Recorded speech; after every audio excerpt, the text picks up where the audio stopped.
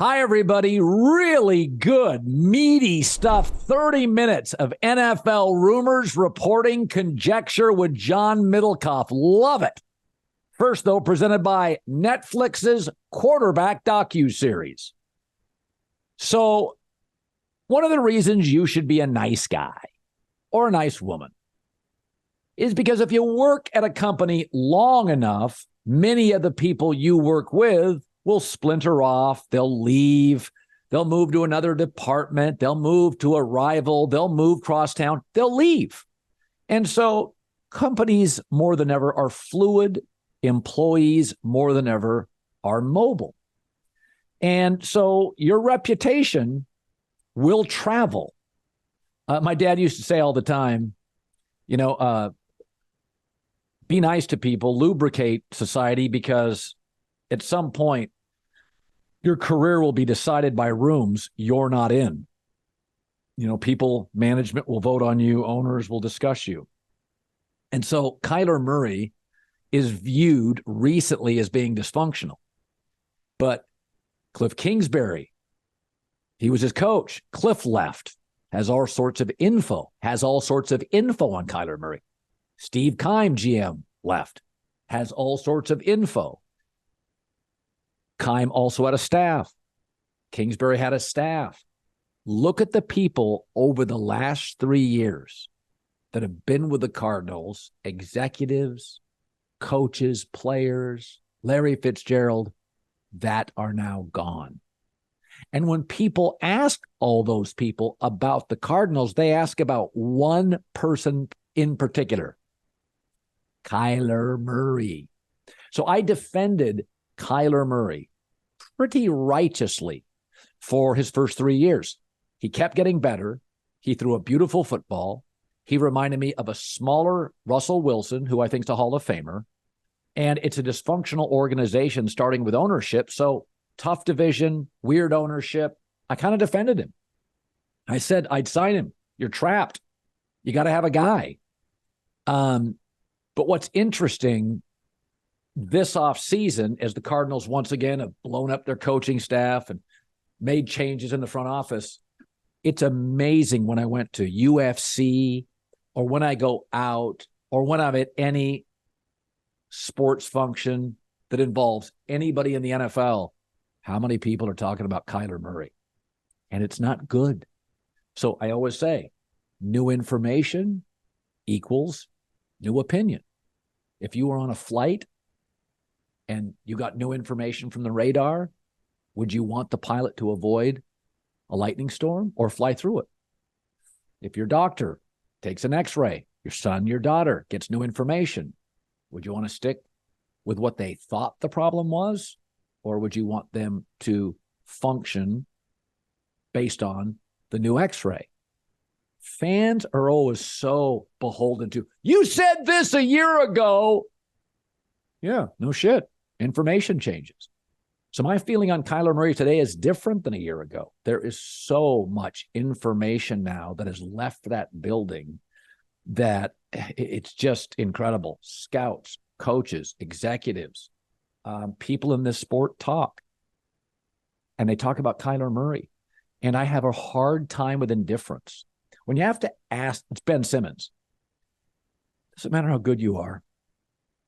If you don't love it, if you have to be prodded into prepping, prodded into playing, you don't want to run because you don't want to get hit. Oh, I struggle with it. You can have so many flaws. I can't live with indifference. I can deal with ego. I can deal with soft. I can deal with emotional to some level. I can't deal with indifference. Like when I hire people at the volume, are you ready to compete? Do you love your job? There's nothing you can do with indifference. So Kyler Murray, there's all sorts of comments he made in the last couple of days about last year. It was a negative vibe. It was this, it was that. I don't have Kyler Murray as one of the top 10 quarterbacks in the league. And I was jotting down a list yesterday morning, just kind of going into the season. And you can say what you want about Kirk Cousins and Dak and Derek Carr. They're not his talent. I would sign them before Kyler Murray. That's how far my opinion has fallen. and it's all based on new information. As Netflix's first partnership with the NFL, Quarterback is a new docuseries that takes a unique look at each season told through the lens of NFL quarterbacks. For the first time ever, the NFL allowed quarterbacks to be mic'd for every single game of the season. 3 quarterbacks, Cousins, Mahomes, and Mariota, give behind-the-scenes access on and off the field. I can't wait to watch this series. Check out the trailer for a first glimpse at what we're going to see.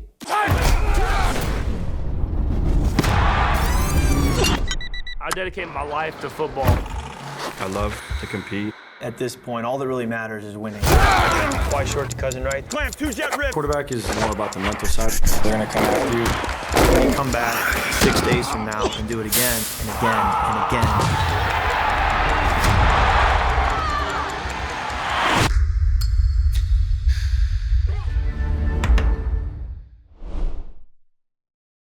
Live here on AMP, Thursday afternoon, football season right around the corner, and Colin Cowherd joins me. I'm going to call him the John Facenda of Netflix because he was all over that quarterback documentary when I flipped it on last night. Colin, what's up? You know, I said I don't think it's a coincidence that Hard Knocks announced the Jets the day that thing debuted. Like HBO has owned that space, that insider space for a long time. The Netflix series comes out. HBO's like, Jets, Aaron Rodgers. And by the way, the Jets, 24 hours later, signed Quinnen Williams because they didn't want HBO in the building and a holdout happening.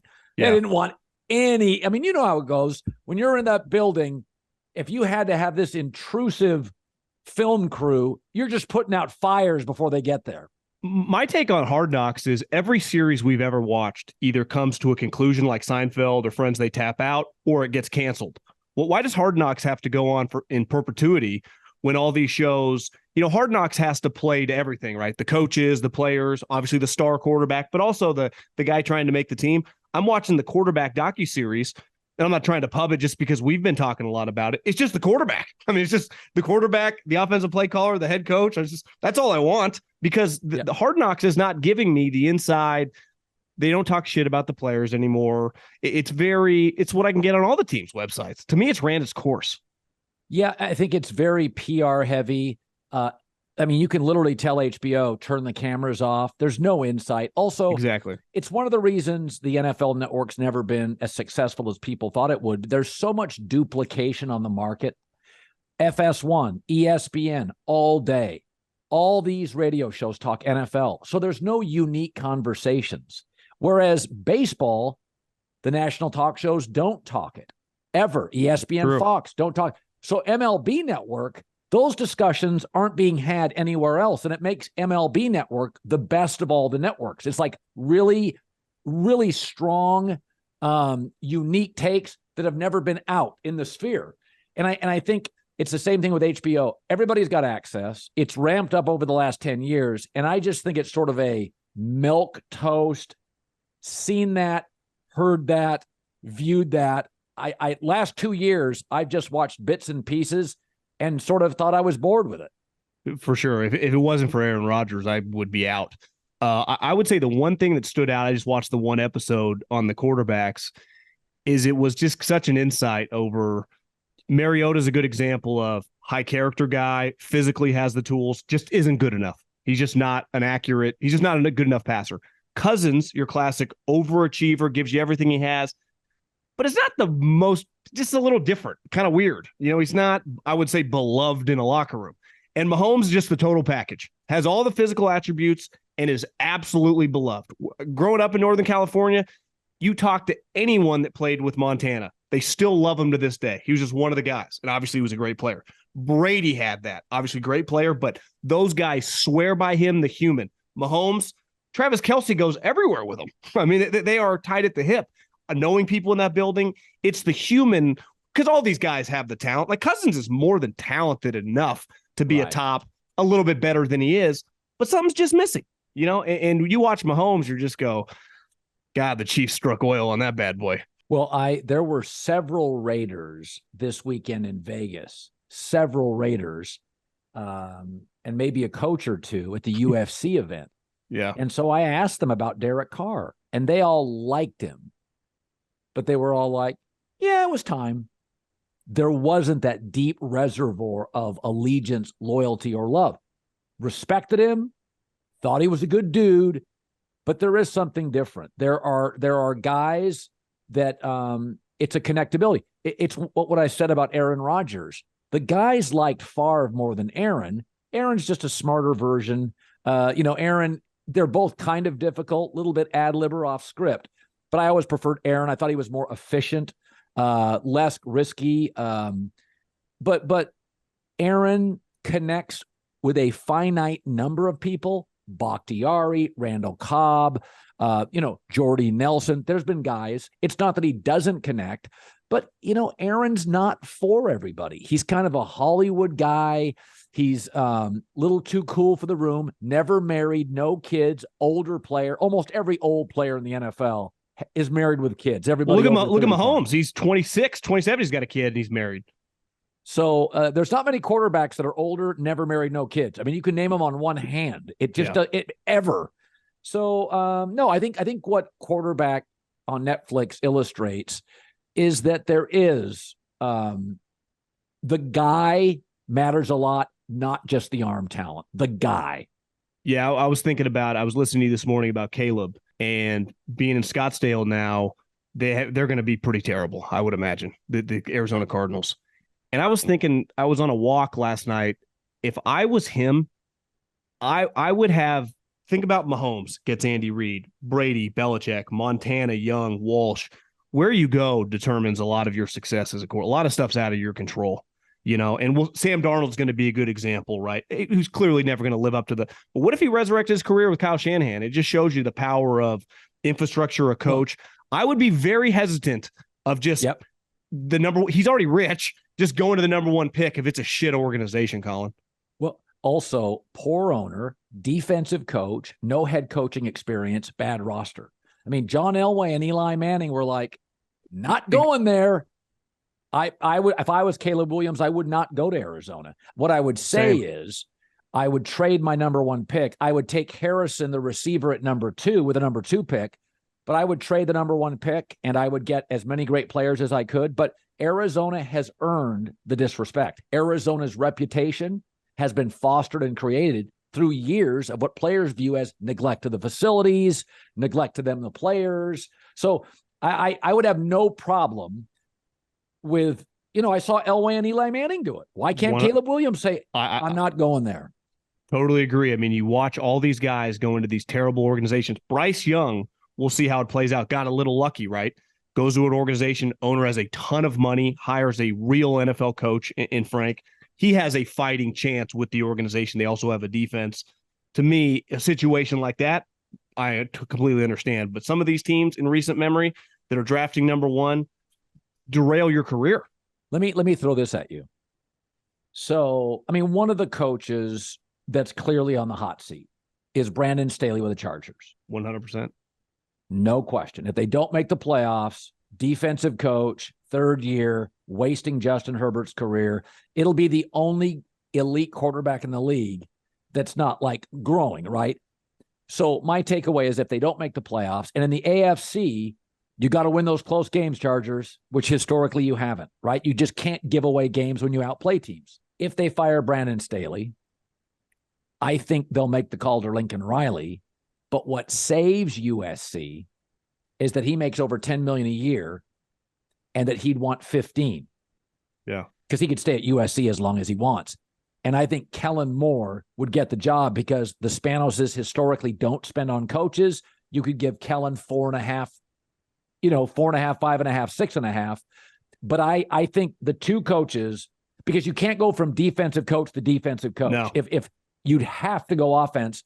And my guess is the people in LA would say, take Lincoln. Bruin fans would certainly scream that. Yeah. But I think Kellen Moore would be next in line. So to me, Brandon Staley has the most heat on him in the league. Is there a second? That's a good question. I think Jerry's shown to be a little more patient. And in fairness, Mike, for 2 years that they have been successful, and it's not like they're going up against the bar where it's NFC championship or bust, right? They haven't been in one in 2.5 decades. I would say, that it feels like the Tomlin and the Harbaugh feel a little bit untouchable. I saw a story today, and you and I have talked about this over the last several months. It's unique because this guy's won 6 Super Bowls. But there is a weird elephant in the room pressure on Bill. I think there was tangible pressure of him being aggressive and stealing his offensive coordinator from his good friend Nick Saban. Obviously, they have a relationship, but Nick doesn't love losing offensive coordinators all the time. Like, he fights to keep those guys. They usually go on to be head coaches, not another offensive coordinator. I guess Brian Daboll did it too, but I think there's enough smoke where no one's acting like Belichick's the village idiot. But isn't there just a time where every coach, usually it doesn't go like Popovich, where you just don't win for 7-8 years and kind of get to survive. Usually during that period, it ends. I don't care how many championships you have in the history of sports. And how are they going to be that good relative to the AFC, Colin? And also, if you read Ian O'Connor's book on Belichick or Jeff Benedict's, when you start reading these books, it's pretty clear that the Kraft family, Robert, Stephen, somebody, has been at least one of the sources for some of the Belichick criticism. 100%. So Bill, my wife used to say this, she was in HR for a long time. She said nobody, and it's not true, but she said very rarely in her career when she fired somebody were they surprised, right? Now we just had some horrible media layoffs, but very rarely is a coach fired and everybody goes, whoa. When Belichick, he's always had kind of a, he's short with people. He can be sort of condescending, right? Media, certainly. For sure. Obviously, he didn't get along great with Brady. No dinners together in 20-some years, so it wasn't great. But for the Crafts or somebody in their circle, there's a lot of inside information critical of Bill in those books. It had to come somebody in that family or near it.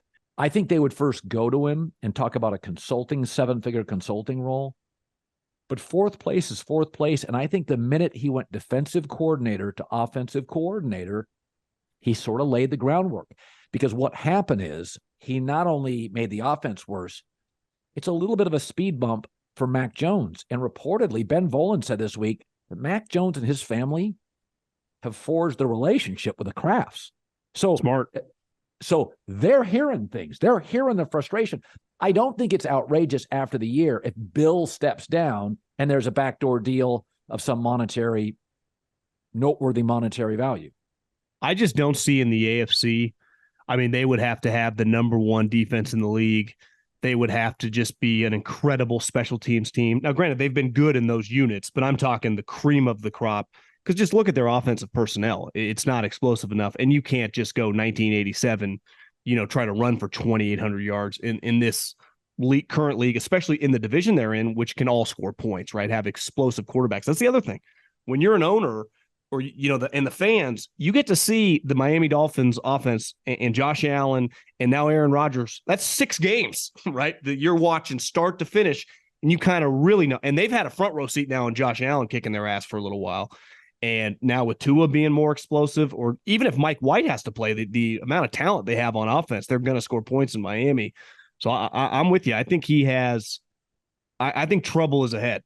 It doesn't make him like he's got stupid overnight or now he's an idiot. And I think other teams would be very interested. But that'd also be interesting, right? A guy over 70, very stuck in his ways, who's used to making a lot of coin. I mean, it's someone just giving him 4 years, $80 million. It used to be that Belichick would work young front offices and poorly owned and run franchises. Like he did a lot of deals with Cleveland, Buffalo. Yeah.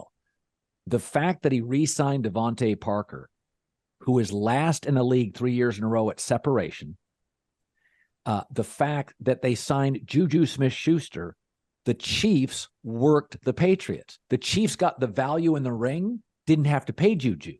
Yeah. So if the Chiefs now are working the Patriots. People are working the Patriots. It used to be New England worked the other teams.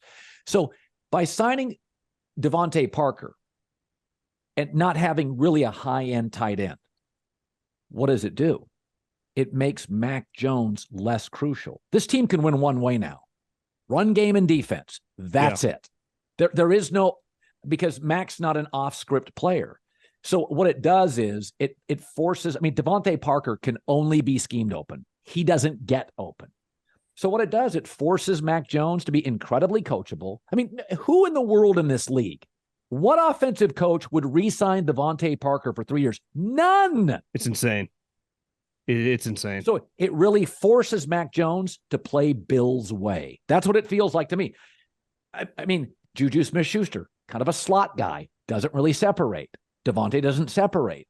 By the way, what did they do in the draft? 2 kickers, 3 guards. Again, speed deficiencies offense never addressed them. They went 3 defensive players first, 3 guards, 2 kickers. Didn't go to receiver until the end. So again, he's creating a team that can win in Bill's worldview, not Mac's. Not where, remember when Brady and Randy Moss really lit the world up. Yeah. That's kind of the beginning of where Bill lost his leverage. It wasn't in the Super Bowl. It was like, oh, Tom's the greatest quarterback ever, literally shattered records. That's when Tom started doing more commercials, was more comfortable speaking out. And I think that's kind of the tipping point where Bill felt, I'm not going to do that again. I'm not going to make a guy and then lose control. One thing that's just been out there now for a while is the Ravens hire a new offensive coordinator. You give a quarterback all this money.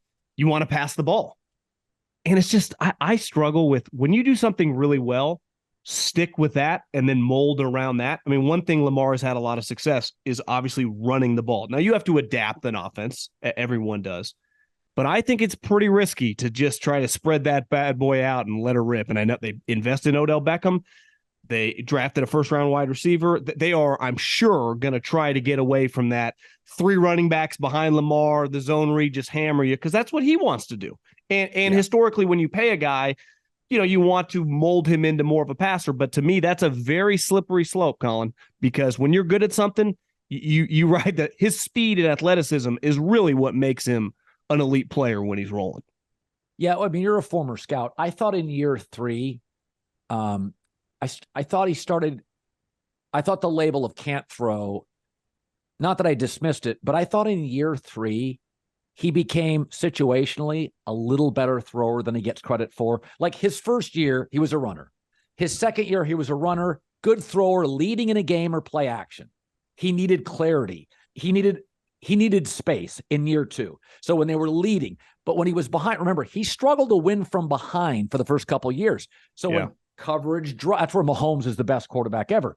Doesn't matter if you drop 8 in the coverage, he'll find space.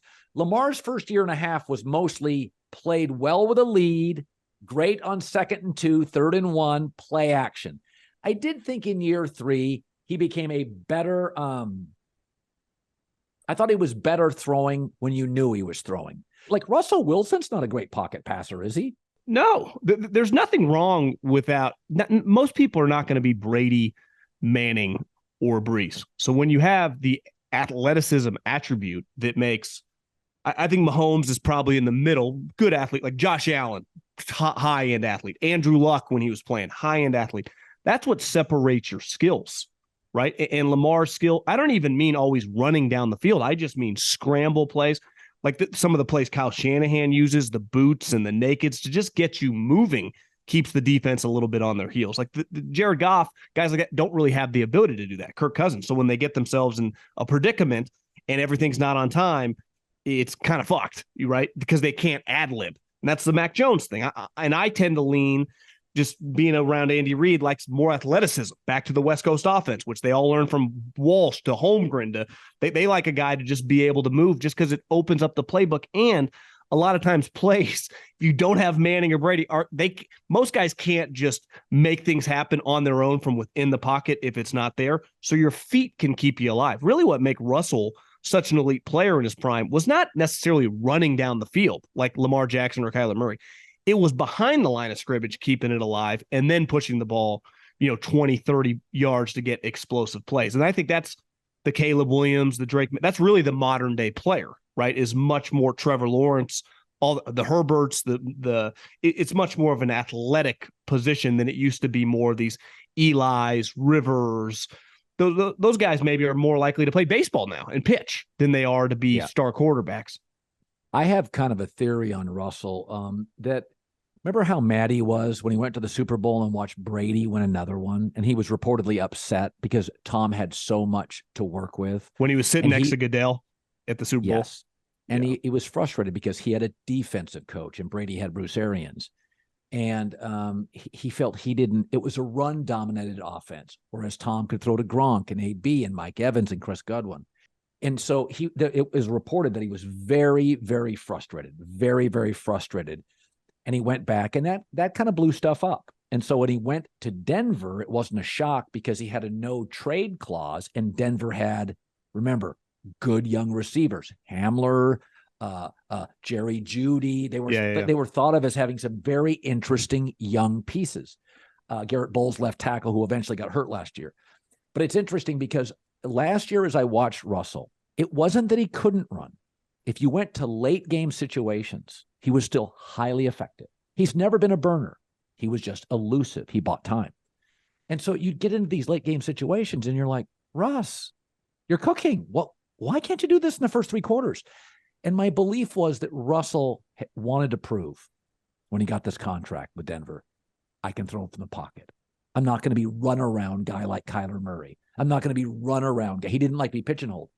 But the truth is, when I talked to Sean Payton, when he was on the herd, he said, he needs to go back to playing basketball on grass. That's what he is. And so I think what you're going to see from Russ this year is Sean Payton saying, listen, lean into you. Like, you're not a pocket guy. Tua acknowledges, can't see over the line. Kyler admits, I need to create space. I think Russell got into okay, now I'm making 50. That's the Tom territory. That's the Payton. And I think psychologically he felt, hey, man, I'm not going to get beat up. I'm going to throw up in the pocket. And when you combine that with a left tackle that got hurt, injuries to receivers, and a horrific offensive coach, it all unraveled. My guess is Russell looks a lot like Seattle Russell this year. Your thoughts? My take is that Sean Payton is going to easily be able to come at him and go, I had one of the great pocket quarterbacks of all time. And as he aged, I yearned to get a more athletic guy. Why I went with Taysom Hill in some of these packages, because it opened up the playbook. It makes our offense easier to run. Now, you can argue whether, it didn't always work because Taysom wasn't a true quarterback. Russell, with you, I'm already getting the combination of the two guys, right? You're the athlete who has proven to be a good thrower of the football. I've proven I can dial up the offense. Trust and believe in me. I think the problem was with Russell going last year is that he had more equity, had more juice than the coach. Those were all the stories. If Russell wanted to do something, that's not the way football works. Not that you don't give in sometimes and utilize what your star players or any player in your offense has an idea. But it was clear the hierarchy of power was anything Russell wanted to do, that's what would happen. And then the stories about the signals being off, the verbiage, it's just a lot going on. That's not going to happen with Sean Payton because it's his way or the highway, but he knows what he's doing. So I'm still hesitant to feel confident about them being back because we've seen players like him, once they start turning the wrong way, if athleticism is starting to diminish, that'd be a problem. But if it, like you said, it was just more a hesitation, he was trying to prove something, which, listen, any human being in any field tries to prove something. I understand it. If he will take the ego out of it and just listen to Sean Payton, he has proven that he can score on anybody and their defense is already good. That's another thing with Brandon Staley. If they are better, right, the Chiefs aren't going anywhere. The rest of the AFC is really good.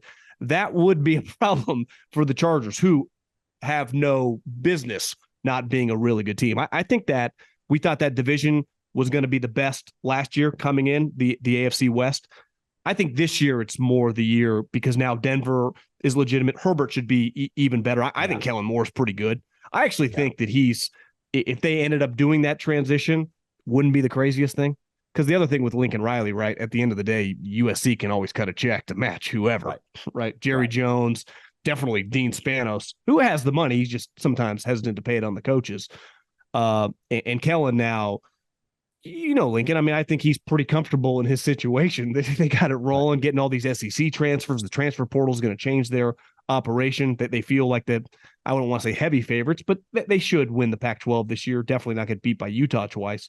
So, yeah, I mean, I think Denver is kind of a wild card, because if you get even not the A Russell we've seen, but last year, we gave him a grade, let's say a C-, if you get the BB plus with that head coach, are they a 10-win team? They definitely could be. All right. Finally, I've got to ask you, I'm going to ask you to put your Swami hat on and make a prediction. So I think if you ask you and I for our predictions, they would be mostly aligned. I tend to think Carolina is going to be the surprise playoffs team in the NFL, largely because it's a bad division. And I think their front seven's good defensively. They ran the ball. The O-line's getting better. And Bryce Young is plug and play. Limitations, but plug and play. So I have them in a really weak division and an incredibly weak conference, Carolina being the shock. But a team, I'm just going to ask you about one team, because I am fascinated and I don't know the answer.